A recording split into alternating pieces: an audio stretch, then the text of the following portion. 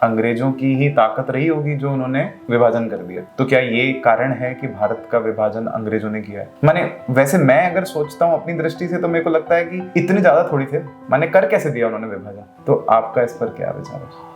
अंततोगत्वा हुआ तो अंग्रेजों के द्वारा ही है, लेकिन ये मान लेना कि भारत क्योंकि गुलाम था और भारत संघर्ष कर रहा था, ब्रिटिशर्स यहाँ की औपनिवेशिक शक्ति थी, वो राज कर रही थी इस देश के ऊपर, तो आपका जो ये अनुसंधान है समाज जीवन का, ये सत्य है, ये जनरल ये कारण स्वीकार समाज के अंदर हुआ है कि भारत का अगर दुर्भाग्यपूर्ण विभाजन हुआ तो उसका कारण क्या कर सकते हैं? अंग्रेज रहे होंगे। अंग्रेजों की ताकत इतनी थी कि वो विभाजन करके चले गए। थोड़ा जानने की कोशिश करेंगे तो हम ये पाएंगे कि जिस समय इस देश का विभाजन अंग्रेजों ने किया, वो समय अंग्रेजों के लिए ताकतवर समय नहीं था। अंग्रेज तो उस समय थके हुए थे। 1939 से लेकर 45 तक का ये जो समय था, 1914 से 19 और 1939 से लेकर 45 तक का समय, ये प्रथम विश्व युद्ध और द्वितीय विश्व युद्ध जैसे दो बड़े भयानक युद्ध, उसमें एक शक्ति के रूप में ब्रिटेन स्वयं इन्वॉल्व था। और उनकी सेनाओं में लड़े कौन?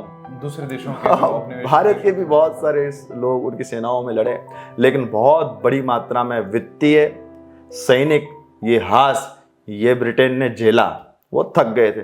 और गजब बात तो ये है कि उस समय केवल भारत नहीं, अंग्रेजों की दास्तां में जितने भी गुलाम राष्ट्र थे, एक एक करके अंग्रेज उसको स्वयं ही मुक्ति देने की ओर अग्रसर हो रहे थे, क्योंकि अब उनको इतना बड़ा साम्राज्य संभालना ये उनकी बस की बात नहीं रही, इतने दो बड़े विश्व युद्धों को लड़ने के बाद। 1905 का राहुल जी इसमें कॉन्टेक्स्ट लेना बहुत जरूरी है। 1905 के अंदर इन्हीं अंग्रेजों ने भारत के एक राज्य के विभाजन का एक पॉलिसी बनाई, बंग भंग के नाम से हम उसको जानते हैं। 1905 में वो भारत का आज जो बांग्लादेश बना, बाद में यानी 1971 में, वो उस बंगाल के ये वर्तमान दो टुकड़े 1905 में ब्रिटिश सरकार ने करने चाहे थे।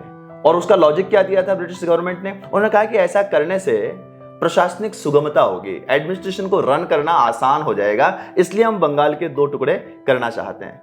लेकिन आप देखिए कि जैसे ही नीति बनाई अंग्रेजों ने, इस देश ने उसको स्वीकार नहीं किया। संपूर्ण देश भर के अंदर बंग भंग मूवमेंट खड़ा हो गया, स्वदेशी मूवमेंट खड़ा हो गया। वीर विनायक, दामोदर सावरकर और इस प्रकार के लोगों ने ऐसा राष्ट्रव्यापी आंदोलन किया कि 1911 तक आते आते बंगाल का विभाजन ये रद्द करना पड़ा। तो ये जो बात है, ये बड़ी समझ में ये बात नहीं आती कि जो अंग्रेज 1905 में भारत के एक राज्य का विभाजन नहीं कर पाए, वो 47 तक आते आते मात्र 30 सालों में इतने ताकतवर हो गए कि वो एक राष्ट्र का विभाजन कर गए।